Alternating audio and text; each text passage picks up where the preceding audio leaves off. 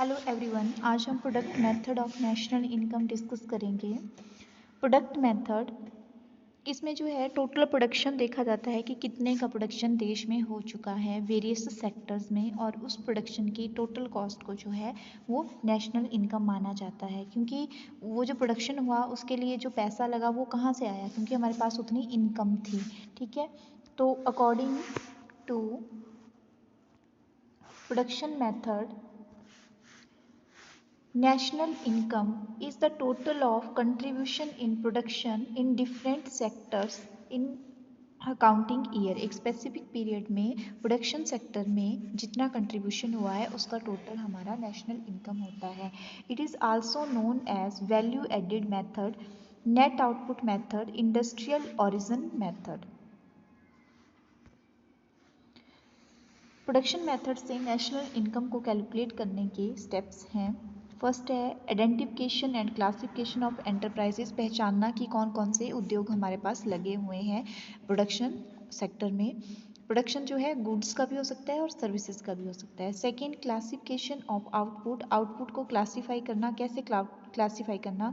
Production of consumer goods and services, consumer goods and services कौन कौन सी हैं? Production of capital goods, ठीक है।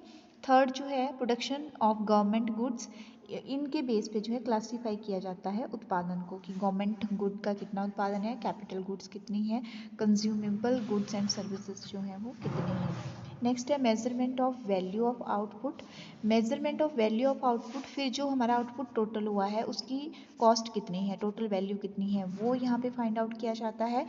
आउटपुट जो है वो फाइनल आउटपुट ली जाती है, और वैलिड और या इसको फाइंड आउट करने के दो मेथड हैं, फाइनल आउटपुट और plus value added method.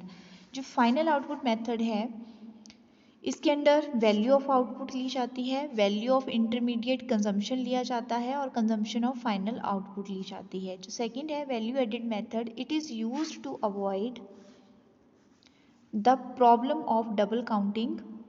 Value of final good is equal to output minus intermediate goods. जो हमारे पास फर्स्ट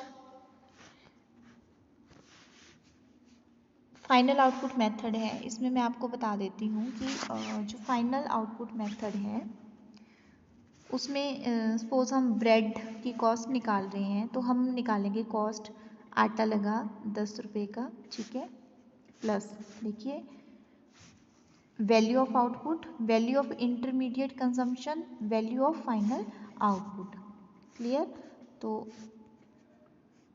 आटा लगा 10 रुपये का, ठीक है, इसको बेकरी में लेके गए, तो बेकरी में ये इंटरमीडिएट गुड बन गया हमारे लिए, और हमने इसमें कुछ और जैसे मिक्स किया, मैदा मिक्स किया वटेवर, तो ये हो गया 12 रुपये का। फिर जब हमने ब्रेड जो है वो बना दिया, फाइनल गुड बनी हमारे पास, तो वो आ गई 20 रुपये की, ठीक है। तो क्या है, टोटल आउटपुट की वैल्यू यहाँ कितनी है, 20 रुपये। हम यहाँ पे जो है ये वाली वैल्यू लेते हैं। दूसरा है value added method. Value added method में जो प्रोडक्ट है, देखिए सपोज हमारे पास आटा आया, ठीक है, फिर हमने उसकी स्टफिंग तैयार की, वो होगी 12 रुपये की, और फाइनल ब्रेड हमने जो बनाया वो हो गया 20 रुपये का। तो यहाँ पे हम क्या करते हैं, जो जैसे इधर हमने क्या किया कि लास्ट के स्टेप में जो 20 बना उसको हमने कैलकुलेट किया। इसमें हम क्या करते हैं 10 प्लस, इसमें सेकंड स्टेप में 2 रुपये की वैल्यू ऐड हुई है, और थर्ड स्टेप में जो है वो 8 रुपये की वैल्यू ऐड हुई है। तो जो वैल्यू ऐड हुई है वो हम लेते हैं। यहाँ पे डबल काउंटिंग जो है वो नहीं होती है, उसका होने का खतरा नहीं होता है, क्योंकि यहाँ पे क्या है, गलती से अगर 10 + 12 कर दिया तो हमारा जो वैल्यू है वो अलग हो जाएगी, जबकि जो डबल काउंटिंग मेथड है उसमें ऐसा नहीं होता है। तो ये फर्स्ट मेथड है वैल्यू एडेड मेथड, और ये हमारा सेकंड मेथड है। Thank you.